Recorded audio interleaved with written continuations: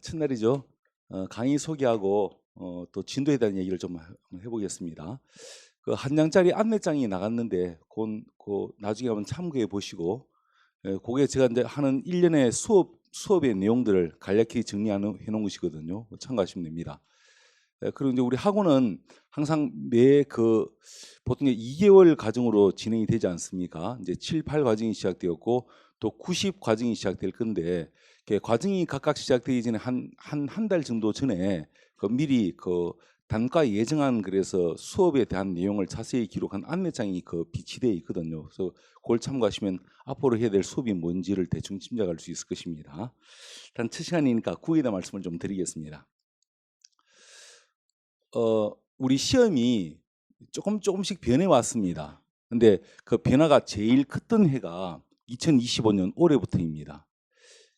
시험의 형태가 바뀌어 가지고 나온 첫 시험을 우리가 이제 올해 본 것입니다. 국가직하고 지방직. 우선 국어에 대한 소개를 조금 한번 해볼까요? 우리 국어가 크게 한 4개 정도의 영역으로 구분되는데, 하나가 일단 언어, 그래가지고 뭐 공공 언어, 좀 낯설죠. 또 문법이 있고, 그리고 어휘가 있습니다. 이것이 소위 이제 언어란 것입니다. 나중에 수업을 하면서 이제 이 내용이 무엇인지를 보게 될 것입니다. 그리고 새롭게 추가된 것이 이제 언논리라 그래가지고 이런 것들이 있는데 좀 되게 아마 낯설 것입니다. 지금 제가 말씀을 드려도 이해하기 좀 힘들 부분인데요. 하여튼 이렇게 있고, 나머지가 독해입니다. 구는 크게 2개의 영역으로 구분할 수 있는데, 하나가 암기를 요하는 파트가 있고 하나가 이해를 요하는 파트가 있습니다. 그 이해를 요하는 파트의 가장 대표적인 예가 이 독해 부분입니다. 근데 이건 또 달리 말하면 이해를 요하는 것이니까, 암기를 요하지 않는 것이니까 공부를 전혀 안 해도 맞출 수 있고 풀 수 있는 파트가 바로 이 파트입니다. 그래서 국어는 빵점이 안 나옵니다. 국어는 빵점 맞는 것이 100점 맞는 것보다 훨씬 더 어려운 과목이 국어라는 과목입니다. 공부를 하나도 안 해도 지금 아마 당장 시험을 봐도 올해 국까지 몰라 좀 잘하는 사람 80점, 90점까지 나올 수도 있습니다. 여하튼 국어는 그래요. 근데 또 암기를 요하는 파트가 있습니다. 그게 가장 대표적으로 바로 이 내용입니다. 이 부분. 근데 사실은 예전까지는 이해를 요하는 것과 암기를 요하는 것이 거의 반반씩 출제되었고, 어떨 때는 암기를 요하는 파트, 이제 소위 공부를 좀 해야만 맞출 수 있는 거 있지 않습니까? 뭐 심지어 맞춤법이라든지 뭐 띄어쓰기라든지 이런 것들, 외래어 표기, 뭐 로마자 표기법 이런 것들, 또 문법 이런 것들. 사실 이것이 한 해에 한 13문제까지 나온 적도 있었습니다. 이게 좀 기형적이죠. 이게 우리 국어에서 물을 수 있는 내용이 참 많은데 어떤 특정 파트를 한 13문제 낸다? 너무 좀 기형적이지 않습니까? 실제로 그렇게 나온 사례가 있습니다. 근데 대개는 반반씩 정도가 출제됐는데, 좀 기조가 2017년, 18년부터 기조가 좀 바뀌었습니다. 바뀌면서 암기를 요하는 파트의 문항수가 좀 줄고 이해를 요하는 파트의 문항수 좀 늘기 시작했습니다. 그러다가 아주 급격히 바뀐 것이 올해부터입니다. 아예 국가에서 공언을 했죠. 기본적으로 암기를 요하는 파트는 될 수 있으면 안 부를 거야. 그래서 이쪽의 문항수가 되게 많이 줄었습니다. 그러니까 심지어 요 공공은행에서 이제 우리가 4대 의문 규정을 이 수업을 통해서 배울 것입니다. 맞춤법, 표준어, 로마자, 또 외래어 표기법, 또 띄어쓰기, 문장 부호 이런 것들. 심지어 이 파트에서는 아까 말씀드렸죠. 한 13문제. 아무리 적어도 한 7이라든지 11문제 정도가 여기서 출제됐었거든요. 근데 그게 2017년, 18년 그쯤에서 점점 줄더만 올해 급격히 더 줄었습니다. 아예 국가에서 그걸 공포를 했으니까요. 그리고 이제 이쪽 파트의 문항수가 확 늘어난 것입니다. 그래서 일단 기본적으로 국어는 공부하기는 참 쉬운 과목이 됐습니다. 왜냐하면 이건 암기를 요하는 파트의 문항수가 또 줄다 보니까요, 공부의 양이 되게 줄었습니다. 그래서 이제 어느 때보다 만점 맞기에 참 좋은 시점이 되었습니다. 국어는. 근데 문제는 그 만점 맞기 위해서는 또 이게 넘어야 할 고비가 있지 않습니까? 그 고비, 소위 공부를 좀 요하는 파트, 그게 이 파트예요. 그래서 조금 억울하게 되었습니다. 공부 양은 좀 준다 하더라도 사실 공부 양이 조금 제법 많은 것은 맞거든요. 지금 우리가 8주 수업이지 않습니까? 이 8주 수업 과정에서 거의 5주 가까이를 이 파트에 제가 할애를 할 거거든요. 이건 공부를 해야만 맞출 수 있는 내용이니까. 근데 참 많은 시간을 들여 공부를 하는데, 근데 이렇게 해서 우리가 얻을 수 있는 점수는 좀 적어요. 그러니까 조금 소모적인 공부죠. 근데 문제는 만점 맞기 위해서는 이 고비를 넘겨야 되는 것입니다. 그래야 만점 맞을 수 있거든요. 하여튼 그렇습니다. 자, 국어는 예전까지 이런 식의 내용이었습니다. 이게 이제 지방직, 우리 오래 나왔던 지방직 형태의 문제입니다. 영역은 똑같습니다. 자, 이제 우리가 이렇게 오래 봤던 시험의 형태가 이것인데, 그러면 참고로 한번 보시고요. 나중에 이제 이런 것들을 수업을 통해서 잠깐 보게 될 것입니다. 근데 이전까지의 시험은 이런 식의 영역이었습니다. 언어가 있고 한자도 있고 시 같은 문학도 있고 비문학도 있고 이렇게 됐는데, 여기서 하나 빠졌죠. 이게 뭐가 빠졌는가 하면 요게 빠졌습니다. 이게. 예, 그러니까 한자가 빠졌어요. 심지어 예전에 한자 표기 문제까지 나왔거든요. 뭐 실제로 그런 때서 한자를 써봐라 문제는 안 나오지만 한자를 표기해 놓고 이 표기가 맞나 틀린다 이거 있지 않습니까? 그런 식으로 출제됐다 이 말입니다. 되게 어려웠죠 사실은. 혹시 여러분 윤똑똑이 이런 말 들어봤습니까? 대갈마치 이런 말 들어봤습니까? 마치 외계어 같죠? 우리 시험에 나왔던 어휘들입니다. 고요예요. 고요 떠풀이 문제. 이건 뭐 사실 속수무책 당할 수밖에 없는 것이 바로 이런 거 아닙니까? 선생님, 저는 뭐 제 한자 실력이 제 이름 정도 겨우 한자로 적을 수 있을까? 어떨 때는 아버지한테 물어보는데요. 제 이름 정도 겨우 한자로 겨우 쓰는데 이 한자 표기 문제 이거 참 그렇지 않습니까? 근데 문제는 이게 없어졌어요. 없어지고 여기에 대신해서 추가된 것이 이 내용이 추가됐습니다. 그래서 이 내용보다는 그래도 이 부분이 훨씬 수월하고 쉽습니다. 공부의 양도 이 없어진 이 부분보다 이 부분이 공부의 양이 훨씬 적습니다. 그래서 제가 말씀드렸듯이 어느 때보다 만점 맞기에 참 좋은 시점이 국어는 되었다 이 말입니다. 그러기 위해서는 고비가 있는데 그 고비가 이 두 개를 극복하지 못하면 아마 만점은 힘들 것이야. 그리고 또 한 변화가 뭔가 하면 이제 문학 작품들. 실제 시를 주고 시를 분석하는 문제라든지 소설 지문 주고 소설을 분석하는 문제는 이젠 안 나온다 그 말입니다. 다만 그런 분석의 내용들을 독해화시켜가지고 내용의 일치 문제라든지 이렇게 출제되는 형태로 좀 바뀌고 있습니다. 그래서 약간 이것이 다 독해죠. 그래서 독해의 비중이 그만 늘어났고요. 그리고 이 부분이 조금 줄어들었다. 그리고 만점을 위해서는 그래도 이 부분을 극복해야만 만점 맞을 수 있다 이렇게 말씀드리겠습니다. 아마 올해 국가직하고 지방직을 아마 경험한 친구들이 있었을 것인데 이 문항수가 한 5문제 내지는 한 6문제 정도 되더라도 이거 극복 못하면 아마 90점 이상의 고득점이 좀 힘들었을 것입니다. 요즘은 국어가 조금 쉬워져가지고 85점이 있죠. 85점도 저는 이렇게 표현합니다. 아주 기분 좋게 떨어지는 점수로 말씀드립니다.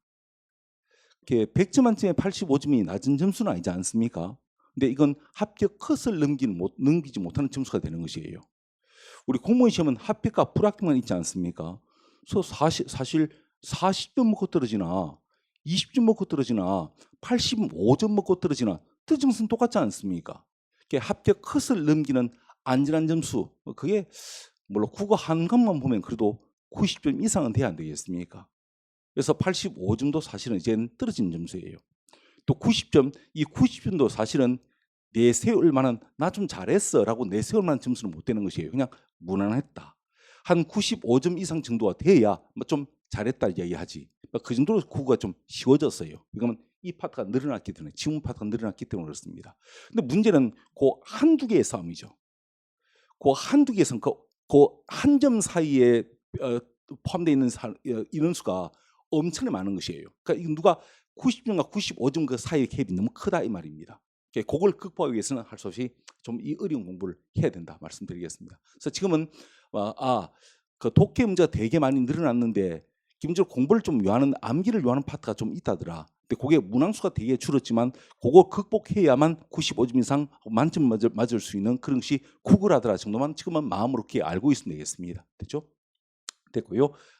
지금 이렇게 이야기도 조금 힘들 것입니다. 이야기 힘들 것입니다. 이런 것이 있다 정도 참고하시고요. 자, 이제 내년 시험을 대비해서 지금 이 수업을 지금 준비하고 있지 않습니까? 우리는 지금 이 부분을 공부하게 됩니다. 한데 제가 여러 수업을 할 것인데 그 여러 수업 중에서 이론적인 이야기를 제대로 하는 수업은 이 수업밖에 없을 것입니다. 이 교재 속에 문법도 있고 4대 어문 규정, 맞춤법 이런 것도 다 포함되어 있는데 이걸 정상적으로 이론적으로 체계적으로 정상적으로 들을 수 있는 수업은 이 수업밖에 없습니다. 물론 문법 수업 합니다. 또 어문 규정하는 언어 수업도 합니다. 한데 그것은 문제 위주의 이야기이지 실제 이론적인 이야기를 차근차근 들어볼 수 있는 기회는 이 수업밖에 없다. 그래서 이 수업 들을 때 이 기본수를 가져갈 때 좀 잘 들으시라 이렇게 말씀을 좀 드리겠습니다. 자, 그리고 이제 요 과정 끝이라면 이제 기본적으로 문제 연습을 좀 해야겠죠. 이제 이것이 바로 심화 수업입니다. 근데 심화 수업의 대부분 다 문제 연습입니다. 또 문제 연습이고요. 실제 문법적 내용 가지고 지문을 이용한 형태의 문제를 풀게 될 것입니다. 또 문제 연습입니다. 그게 문제 연습입니다. 됐죠? 예, 그거 이제 문제 연습입니다. 그래서 일단 기본서를 통해서 기본적인 이론적인 지식을 가지고 나중에 계속해서 반복적으로 문제 연습을 통해서 내년 시험을 준비하시면 아마 국어는 좀 무난하게 좀 안정적으로 높은 점수를 맞을 수 있지 않겠는가 이렇게 생각이 듭니다. 지금 제가 무슨 얘기를 해도 좀 막연할 테니까 대충 이렇게만 말씀드리고요. 국어는 그래 암기를 요하는 파트의 내용은 거의 출제가 안 된다는데 그래도 출제는 내용이 있다더라. 그 부분에 극복이 안 되면 만점 먹기 힘드니까 우리가 만점 먹기 위해서 이 언어적인 부분도 공부를 해야 된다더라. 정도의 생각만 좀 가지고 있으면 되겠습니다. 됐죠? 하고요. 수업을 진행하면서 다시 각 파트별 말씀을 좀 드리겠습니다. 자, 그러면 일단 이렇게 해서 뭐 대충 오리엔테이션 같은 얘기를 대충 마무리 짓겠습니다. 이런 것도 있었네요. 다시 보여드릴까요? 요거 됐습니다. 자, 하고 자 교재 한번 펴보십시오. 교재가 1권, 2권 두 개죠.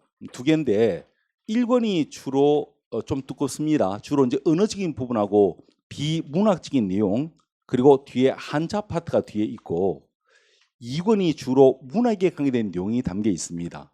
하여튼 요 1권, 2권 요 두 권의 책을 가지고 8주 과정으로 수업이 진행될 것입니다. 한데 아마 제가 봤을 때 이 1권이 한 6주 가까이 될 것이고 그리고 좀 부족한 부분은 보충 프린트를 받게 될 것입니다. 그래서 한 6주 과정으로 1권이 진행될 것이고 나머지 한 2주 정도를 2권 가지고 진행을 할 것입니다.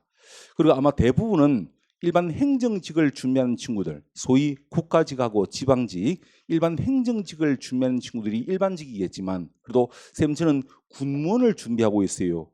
그러니까 소위 국가직 시험하고 지방직 시험이 아닌 다른 달리 문제를 출제해서 보는 시험들이 있거든요. 그래서 뭐 서울시의 일부 직렬도 그렇고 또 법원직, 국회 사무처, 또 군무원 시험, 그리고 7급 지방직 같은 시험들. 그러니까 이런 시험들은 우리가 일반적으로 보는 국가직하고 지방직하고 좀 다른 시험이거든요. 그걸 제가 수업에는 그냥 기타 직렬이라는 표현을 쓰겠습니다. 아마 이 중에는 기타 직렬을 준비하는 친구들도 있을 것입니다. 근데 이제 미안하지만 그 친구들을 중심으로 해서 수업을 할 수는 없고요. 다만 그 친구들도 무엇을 공부해야 될지는 아셔야 되니까 이 기본서를 보면서 할 때 제가 구분해서 말씀을 좀 드리겠습니다. 수업의 중심은 국가직과 지방직을 중심으로. 다만 이제 그런 기타 직렬도 있으니까 교재는 모든 직렬이 다 준비할 수 있도록 내용이 다 포함되어 있다는 말씀을 제가 드리겠습니다. 그래서 한자 파트 있어요 뒤에. 하지만 한자 파트는 제가 수업은 안 할 것입니다. 기타 직렬은 그게 필요한 부분이니까 집어넣는데요. 무엇을 봐야 할지는 제가 수업을 하면서 또 말씀을 좀 더 드리겠습니다. 일단 그렇게 하고요. 자, 그럼 미리 말씀드리겠습니다. 제가 일반 행정직하고 기타 직렬이라는 표현을 쓸게요. 쓰는데 일반 행정직은 올해 4월 달에 국가직 시험이 있었죠. 그리고 6월 달에 얼마 전에 지방직 시험이 있었지 않습니까? 요 두 개의 시험을 보는 친구들, 그 친구들은 제가 일반 행정직이라 하겠습니다. 근데 이 두 개의 시험이 아닌 다르게 출제를 해서 다르게 보는 시험들이 있죠. 제가 방금 말씀드렸던 군무원이나 법원직, 국회 사무직 이런 시험들은 제가 그냥 기타 직렬이라는 표현을 쓰겠습니다. 그래서 그렇게 구분해서 말씀드리겠습니다. 쌤 저는 토목직을 준비하고 있는데요. 저는 검찰직을 준비하고 있는데요. 여러분 이건 일반 행정직일까요? 기타 직렬일까요? 일반 행정직이지. 왜냐하면 국가직 시험 같은 시험 보지 않습니까? 맞죠? 저는 기술직이에요. 그리고 일반 행정직입니다. 쌤 저는 교정직인데요. 여러분 교정직 일반 행정직일까요? 기타직일까요? 일반 행정직입니다. 왜냐하면 같은 국가직 지방직 똑같은 동일한 시험을 보니까요. 그래서 하여튼 우리가 흔히 아는 국가직 시험하고 지방직 시험, 그 시험을 보는 친구들은 전부 다 제가 일반 행정직이라 말씀드리고, 그 시험이 아닌 다른 시험을 보는 친구들을 제가 기타 직이라는 표현을 쓰겠습니다. 이렇게 구분하면서 수업을 하겠습니다. 자, 그러면 일단 이렇게 해서 마무리 짓고요. 자, 본 수업 시작하겠습니다. 페이지 4페이지 한번 펴보십시오. 목차편 지나가면 그 뒤에 본문이 시작되고 본문에 다시 4페이지가 있습니다. 그 4페이지 한번 펴보십시오.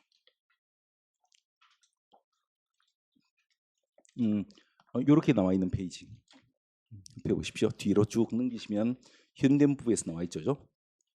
보시면 됩니다. 자, 본 수업 시작하겠습니다. 제가 아까 말씀드렸죠. 우리 지금부터 좀 억울한 공부를 하게 됩니다. 여기 보면 시간 투자 대비 우리가 얻을 수 있는 점수가 좀 적은 파트, 한 3문제 정도를 위해서 우리가 거의 한 4주 가까이를 수업하게 될 것입니다. 그 내용이 우리가 지금 공부할 이 문법입니다. 근데 이거 극복 못하면 아까 만점 못 만다 그랬죠.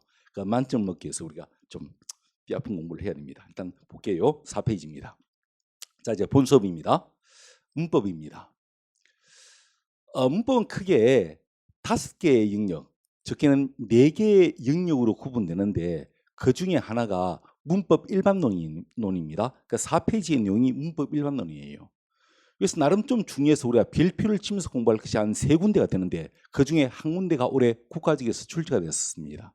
그 중에 하나가요. 4페이지 한번 펴보십시오. 4페이지는 자, 요것만 흔적을 좀 남기겠습니다.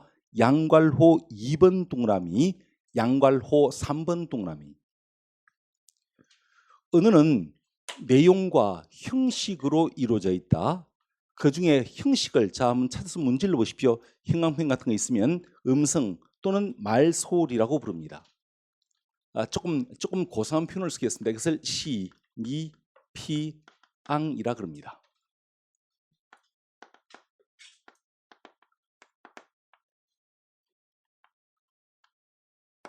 그 언어학자 소시르라는 사람이 있습니다. 그 소시르가 이야기하는 내용에서 뽑은 용어가 바로 이 시니피앙이라는 것입니다.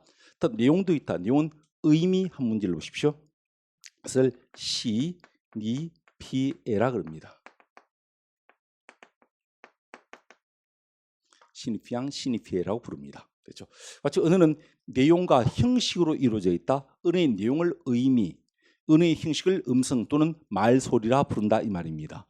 그러니까 요 페이지는 요 2개만 외우시고요. 그 밑에는 직구하기 문제 있죠. 그 문제의 답만 이해할 수 있으면 이 페이지는 정리가 되었습니다. 됐고, 문제는 이런 언어는 이런 특성을 가진다. 5페이지 오른쪽 언어의 특성이 있죠. 별표 한번 쳐보십시오.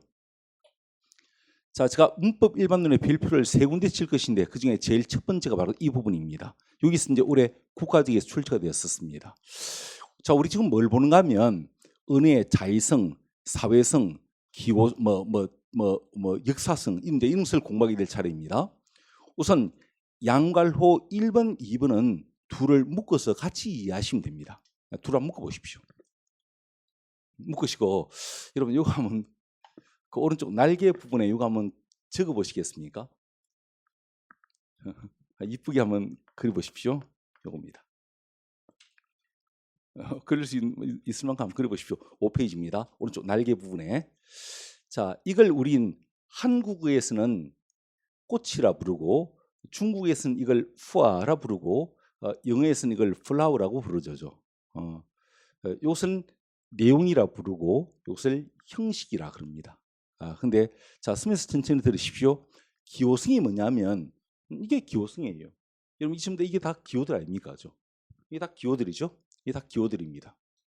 자, 굳이 기호성을 말로 얘기하면 이러한 내용을 이러한 일정한 형식에 담아 나타내는 것을 기호성이라 그래요. 그 뜻은 우리 교재에 있으니까 참고로 보시면 됩니다. 근데 미안한데 기호성은 별로 중요하지 않습니다.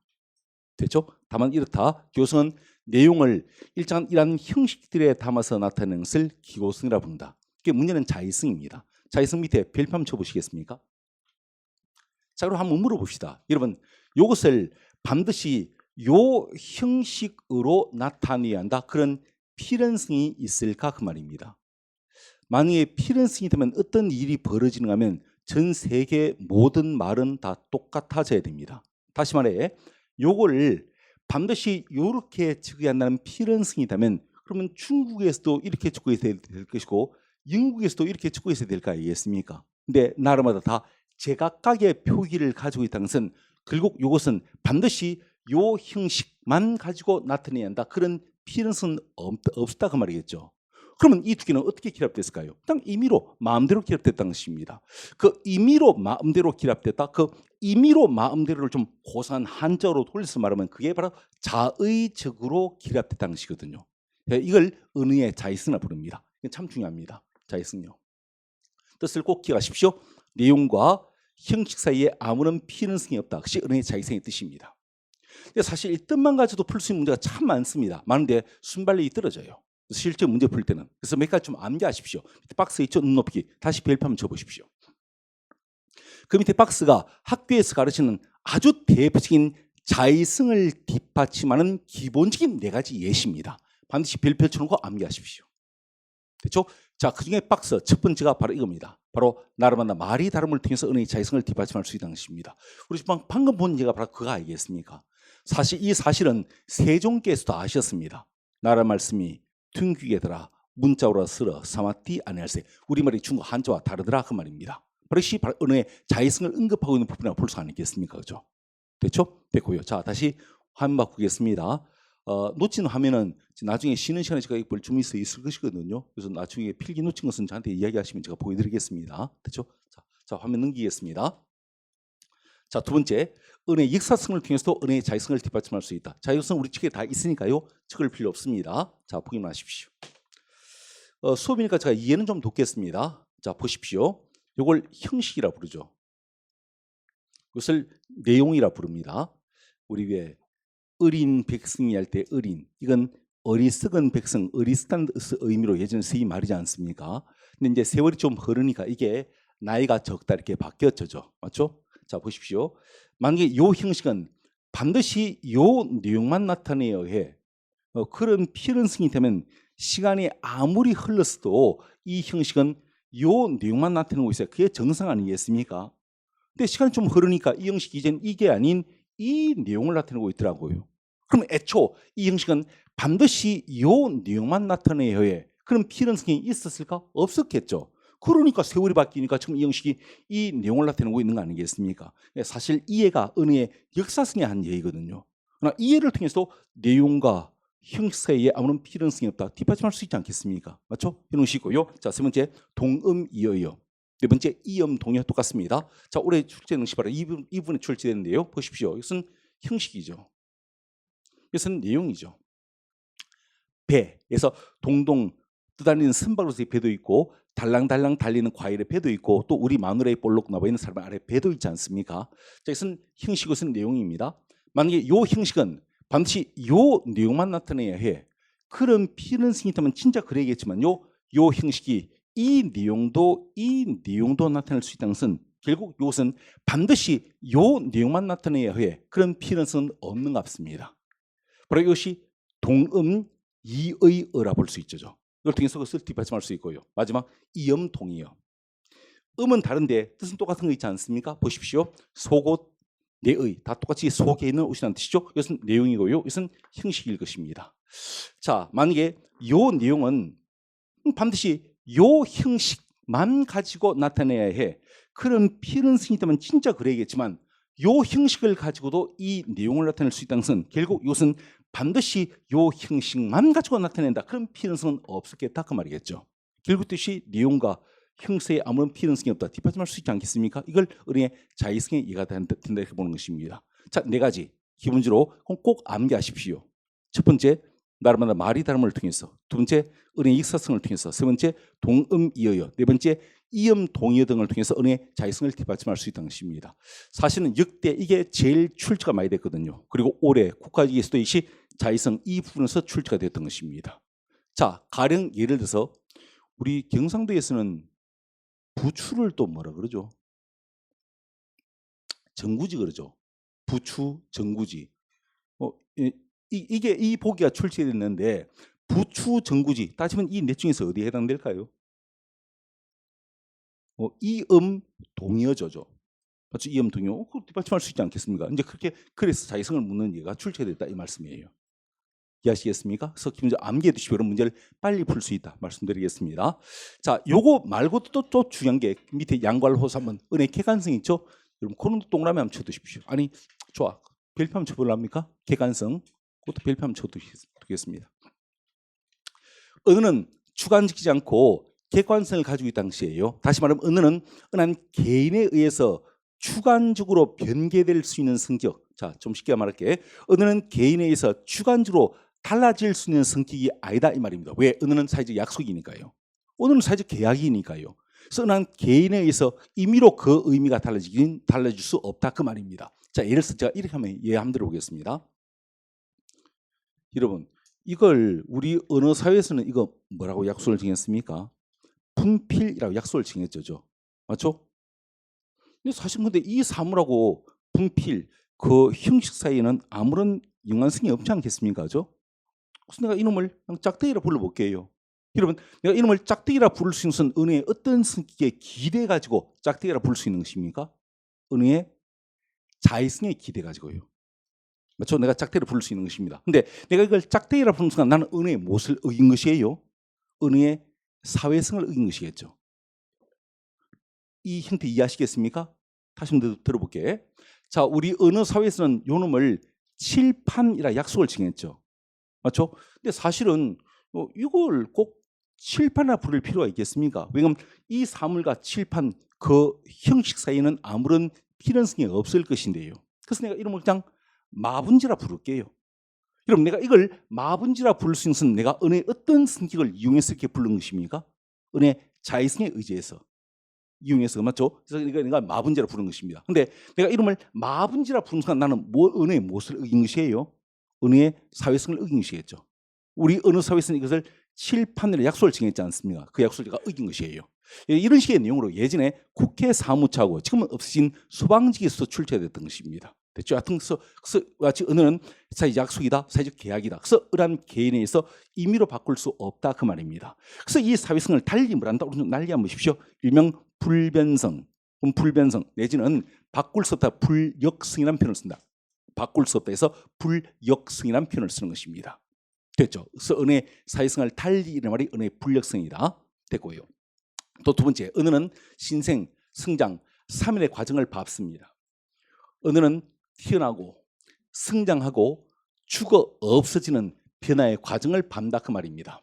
그래서 이제 은한 개인이 일시에 나서 가지고 난 앞으로 이 말 안 쓸 것인데 그 개인에 의해서 말의 살고 죽음이 결정되지는 않는다 그 말입니다. 그래서 막 이런 이유 때문에 은혜는 주관적이지 않고 객관성을 간다 이렇게 말을 해요. 자, 정리하면 은혜의 객관성이라면 무엇과 무엇을 합해서 이런 말이겠다.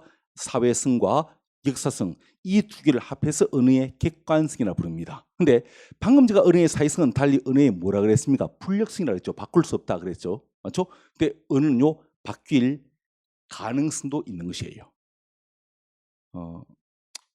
그 영원할 것 같은 그 사람도 바뀌는데 뭐 은혜도 왜 안 바뀌겠습니까? 바뀐 것입니다. 처음에 우리 집사람 보니까요 진짜 세상이 환히 밝아지대요. 제가 선을 보고 결혼했거든요. 우리 집 앞에 산다방이라고 지하 다방이 있는데 아니 그냥 이름도 다방이에요. 그냥 산다방입니다. 근데 배달을 전문하는 그 아가씨가 선을 본다 우리 집 앞에 찾아온 것이에요. 그 내가 지하에 내려갔거든요. 왜 그 담배 냄새 개개한 지하 다방이 있다 아닙니까? 어떤 느낌인지 아시겠죠? 진짜 그 다방이 우리 집 앞에 있었거든요. 내려갔는데 와, 딱 어떤 아가씨가 앉아 있는데요.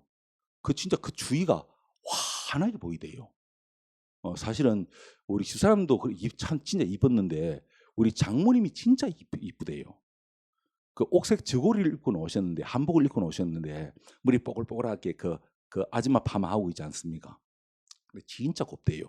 그래서 알고 보니까 미랑이 7공주가 있었는데 7공주 중 한 사람이었대요. 우리 그 장모님이. 아니 그 무슨 공주가 아니고 자기들끼리 개를 만드는가 봐요. 얼굴 예쁜 사람들끼리 해서 한 7명이 모여서 개를 만들었더라고요. 그중에 한 분이더라고요.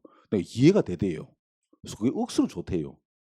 왜냐하면 이 아가씨도 나중에 나이가 먹으면 이분처럼 이렇게 곱게 늙어갈까 그 생각이 확 드니까요. 좋대요.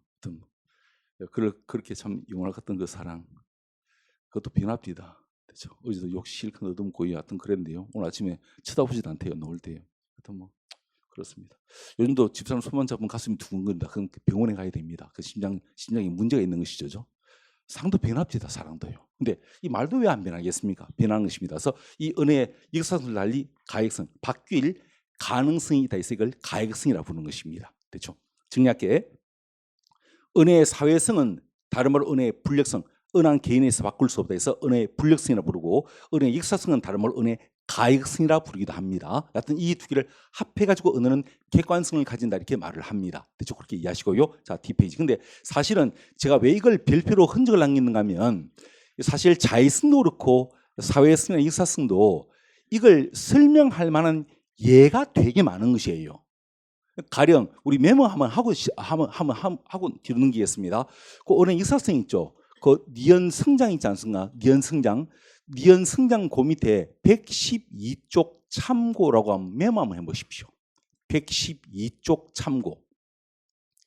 그렇게 메모를 좀 해놓으시고 잠시 112페이지 한번 넘겨보시겠습니까? 보시면 현대문부의 제일 마지막 페이지가 그 페이지입니다. 112페이지. 은혜는 그 의미가 몇 가지 이유 때문에 그 의미가 바뀝니다. 근데 바뀌는 과정에서 그 의미가 때로 확대되는 경우도 있고 의미가 더 축소되는 경우도 있고 오른쪽 페이지 전혀 의미가 달라지는 이등의 경우도 생기는 것입니다. 이런 모든 은혜의 의미 변화가 전부 다 은혜의 역사성에 대한 예이거든요. 그러니까 아예 112페이지 그 제목 옆에다가 메모 좀 하십시오. 은혜의 역사성 그리고 자의성의 예들 이렇게요. 112페이지 그 제목 옆에다가 은혜의 역사성과 자의성의 예들. 아까 은혜의 역사성을 통해서도 은혜의 자의성을 뒷받침할 수 있었으니까 그죠? 그래서 은혜의 역사성과 자의성의 예들이라고 메모 좀 해놓으십시오. 마치 얘가 참 많다는 것은 문제를 좀 쉽게 만들 수 있다는 것을 의미한 것이니까요. 이것도 그래서 중요했다. 그래서 다시 5페이지 들어와서 아까 우리 객관성 부분도 제가 별표로 흔적을 좀 남겼던 것입니다. 됐고요. 자, 이것 외에 특성은 더 많습니다. 뒷페이지. 그러나 이것은 기타입니다. 자, 봅니다. 분절성. 이건 하나 적어두겠습니다. 분절성은요. 현실과 다른 언어의 특성이라 적으십시오. 분절성은 현실과 다른 언어의 특성입니다. 그걸 언어의 분절성이라고 부릅니다.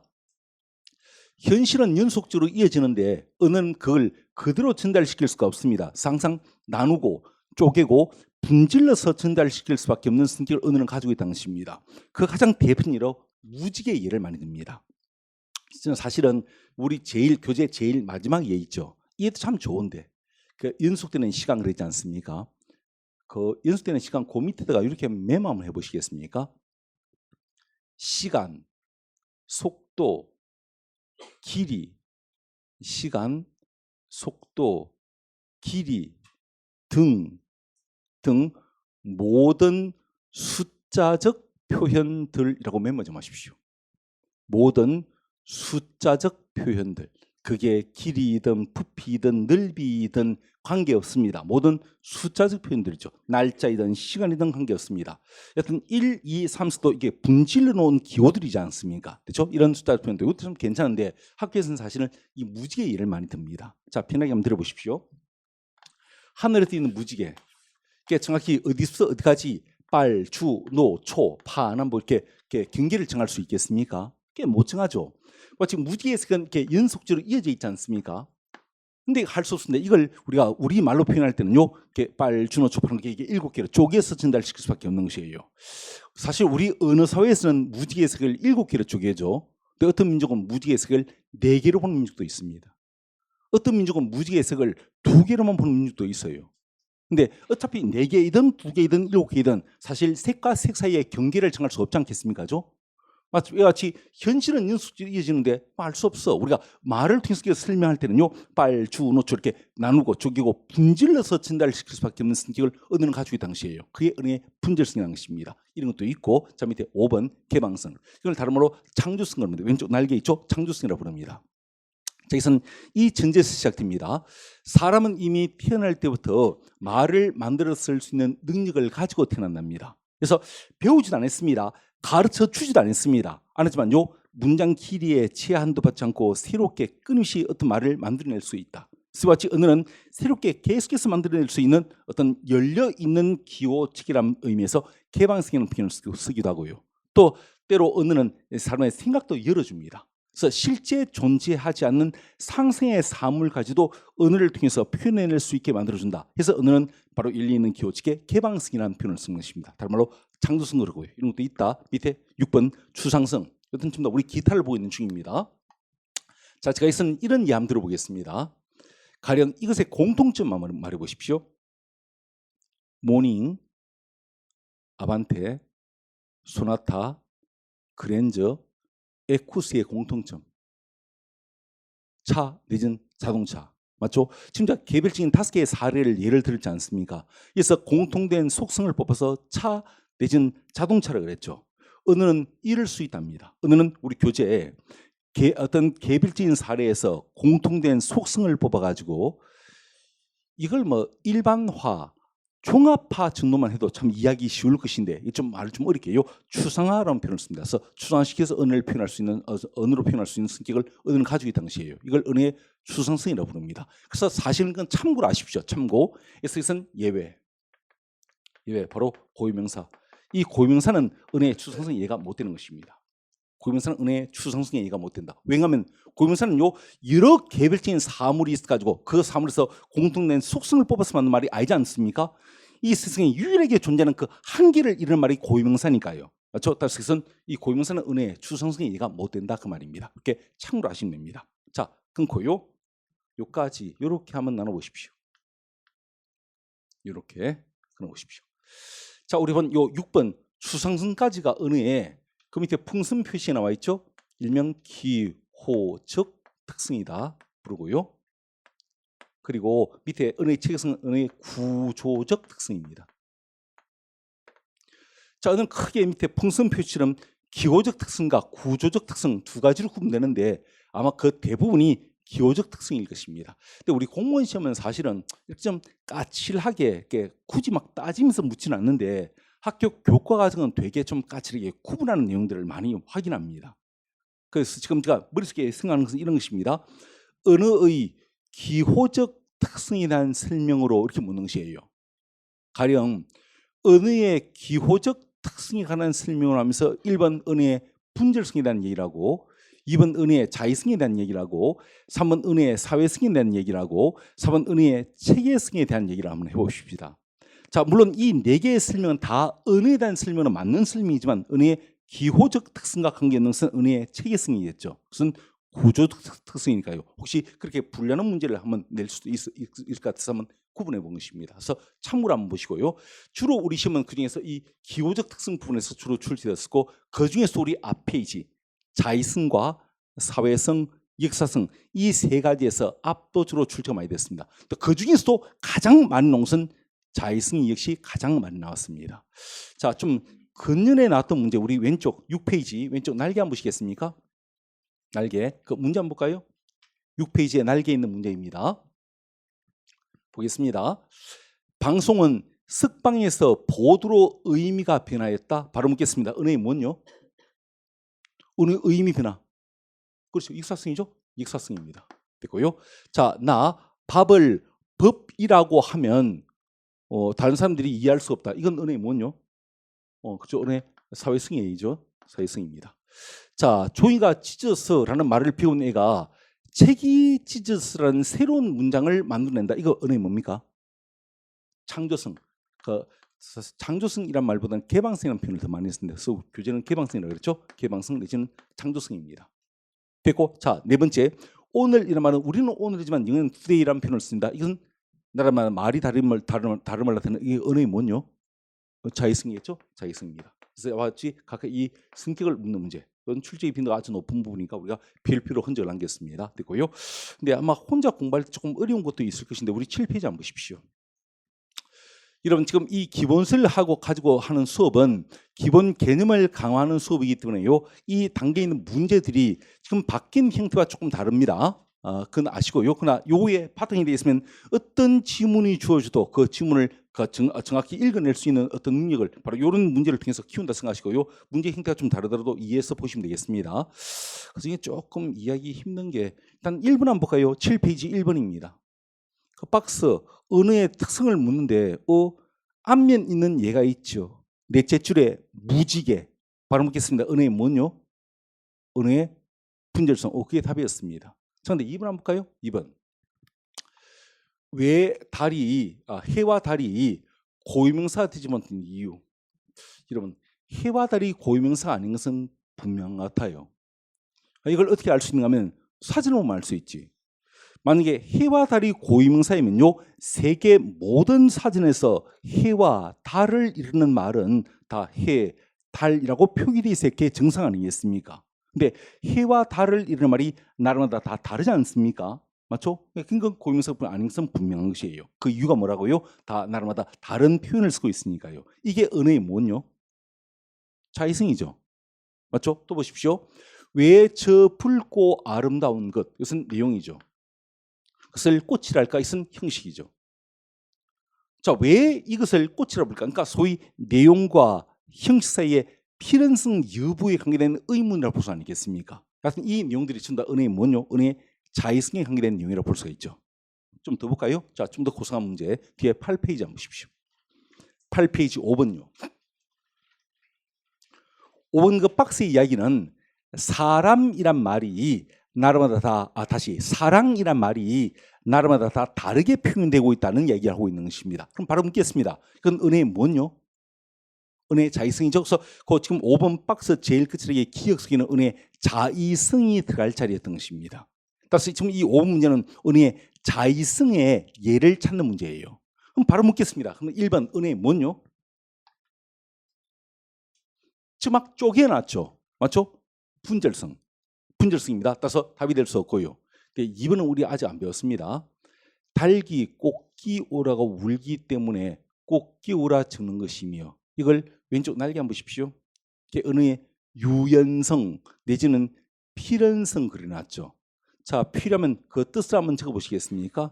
유연성 혹은 필연성. 응하면 내용과 형식 사이에 어느 정도 연관성이 있다 그 말입니다. 내용과 형식 사이에 어느 정도 연관성이 있다. 그게 유연성 내지는 필연성이라고 부릅니다. 이것은 은혜의 자의성과는 반대되는 말이라 보시면 됩니다.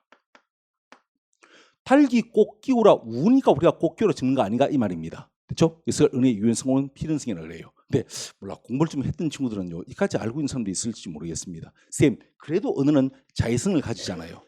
맞습니다. 여러분, 우리 지금 적었던 은혜의 유연성, 이건 필연성은요, 은혜의 일반적 성격으로 보지를 않습니다. 왜냐하면 이런 닭 울음소리마저도 사실 나라마다 좀 다르거든요. 우린 꽃기우 그러지 않습니까? 저 갖고 온 일본에서는요, 고개꼬 한다 그래요. 저 먼 미국에서는 꾸꾸두들도 한다 그래요. 똑같은 닭 울음소리도 꽃기우, 고개꼬, 꾸꾸두들도 이렇게 다르더라 이 말입니다. 됐죠? 근데 아직까지 이 2번 북에서는요, 고까지는 안 나갔죠. 그래서 이것은 은혜의 유연성, 필연성밖에 안 되는 것이에요. 자, 주의해서 들으십시오. 만약에 이 2번 보기도 있죠. 2번 보기도 이런 닭 울음소리마저도 나라마다 다 제각각의 표현을 가지고 있더라 라고까지 쓰면 그건 은혜의 자의성이 맞습니다. 맞지만 2번은 아직 고까지 못 나갔으니까요, 답이 될 수 없는 것이에요. 대충 참고하시고요. 자, 세 번째 TC로 안 배웠습니다. 왼쪽 보십시오. 은혜의 선조성 그랬죠. 뜻 한번 적어 두십시다. 선조성. 자, 불러드릴게요. 선조성은 선으로 조직된 성격이라는 뜻입니다. 그게 3번 선조성의 뜻입니다. 선으로 조직된 성격. 자, 지금 3번 제가 예로 곰의 예를 들었습니다. 편하게 한번 보십시오. 적을 필요 없습니다. 곰. 이걸 제가 그 PC를 통해서 한번 컴퓨터에 한번 쳐볼게요. 그러면 기역 치고, 그리고 오 치고, 그리고 미음 치면 곰이 되겠죠. 근데 제가 똑같은 의문을 쓰면서 순서 한번 바꿔볼게요. 미음 치고, 오 치고, 기역 치겠습니다. 그래서 곰이 아니죠. 목이지, 그죠? 이렇게 해볼게요. 제가 오 치고요, 미음 치고요, 기역 치겠습니다. 이러면 컴퓨터에서 이렇게 치면 어떻게 되는지 아십니까? 영어가 나와요, 영어가. 그렇죠? 그러니까 더 이상 곰을 못 나타내는 것입니다. 마치 내가 이 곰을 표현하기 위해서는, 자, 우리 교재 보시면서 따라오십시오. 이런 둘 이상의 기호가 전후 위치 관계를 유지하면서 순차적으로 배열되어야만 내가 원하는 정보를 표시할 수 있는 성격을 언어는 가지고 있다는 것이에요. 그래서 언어는 마치 선으로 조직되어 있는 성격을 지니고 있다 해서 이걸 언어의 선조성이라고 부르고요. 이것도 넓은 의미 언어의 기호적 특성의 하나라고 이해하시면 되겠습니다. 됐죠? 됐습니다. 그러나 그래서 우리가 원하는 답은 아닙니다. 지금 우리가 원하는 답은 언어의 자의성의 예를 찾고 있는 것이죠. 자, 그럼 좋다 묻겠습니다. 4번과 5번 두 보기 중에서 어느 것이 언어의 자의성의 예일까요? 답은 4번이겠죠? 그럼 묻겠습니다. 그럼 5번은요? 5번은 언어의 사회성의 예의죠. 맞죠? 어땠습니까? 그래서 답은 4번이 되는 것입니다. 좋습니다. 하고 이거 좀 어려울까? 자, 6번 한번 보십시오. 6번.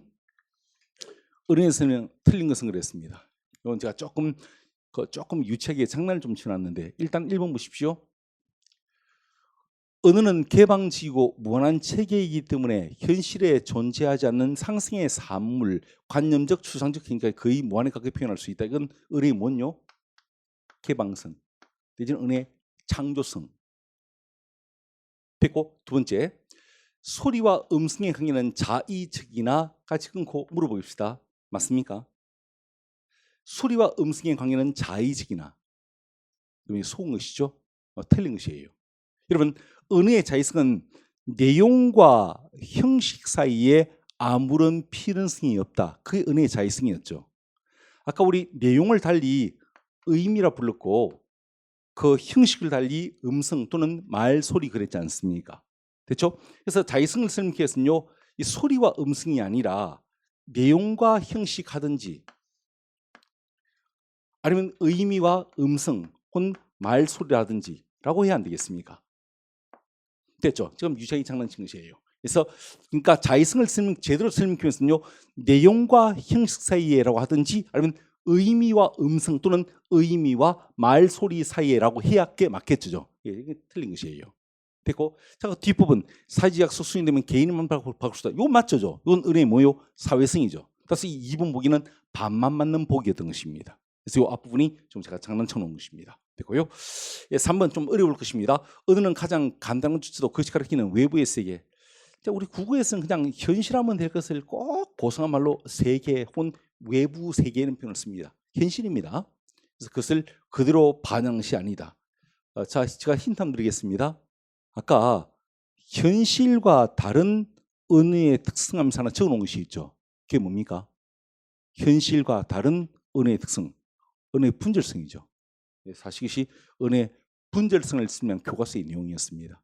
언어의 교과서에서 언어의 분절성을 이렇게 설명하대요. 그래서 그 교과서의 내용을 그대로 문제 보기로 옮겨놓은 것입니다. 그래서 언어의 분절성에 대한 설명으로 맞는 설명으로 이기시면 됩니다.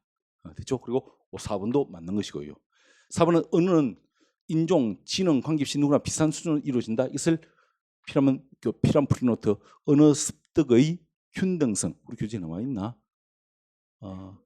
있네요. 자, 왼쪽 날개 언어 습득의 균등성이라 그럽니다. 그래서 이 4번 설명은 맞는 설명으로 이기시면 되겠습니다. 하여튼 뭐 이렇게 좀 장난 한번 쳐봤습니다. 됐습니다. 자, 정리 칠판 한번 보십시오. 우리 지금 문법 일반론을 보고 있죠. 그중에 제가 별표로 흔적을 남길 것이 한 3군데가 되는데 제일 첫 번째로 흔적을 남긴 것이 언어의 특성 부분이었습니다. 그중에서도 좀 관심 있게 봐야 할 것을 다시 별표로 흔적을 남겼습니다. 언어의 자의성 그리고 객관성요. 이 두 부분입니다. 그중에서 압도적으로 제일 중요한 것이 자의성이었고 이제 안 보고 말할 수 있겠습니다. 칠판 한번 보십시오. 언어의 자의성을 뒷받치는 몇 가지 예가 있었죠. 한 4가지가 있었죠. 자, 천천히 한번 불러볼까요? 첫 번째, 제가 운을 띄우겠습니다. 나라마다 말이 다름을 통해서 언어의 자의성을 뒷받침할 수 있죠. 또요, 언어의 역사성을 통해서 뒷받침할 수 있죠. 또요, 동음 이의어를 통해서 하나 더요, 이음 동의어 등을 통해서도 언어의 자의성을 뒷받침할 수 있죠. 이게 제일 중요해서 다시 한번 짚어봤습니다. 그렇죠? 하여튼 그거 잘 봐두시고요. 됐고, 자, 이 외에도 9페이지 보십시오. 언어의 기능요. 자, 이 부분은 별로 중요하지 않습니다. 출제의 빈도도 매우 낮다는 말씀드리겠습니다. 그러나 기타 진리를 위해서 조금 쉬었다가 제가 입을 좀 대릴 테니까요. 좀 쉬었다가 진행하겠습니다. 자, 보통 수업은 한 50분 수업하고 10분 쉬거든요. 그렇게 하는데 화장실이 조금 번잡할지 모르겠습니다. 하여튼 잘 다녀오십시오. 자, 좀 쉬었다 하겠습니다.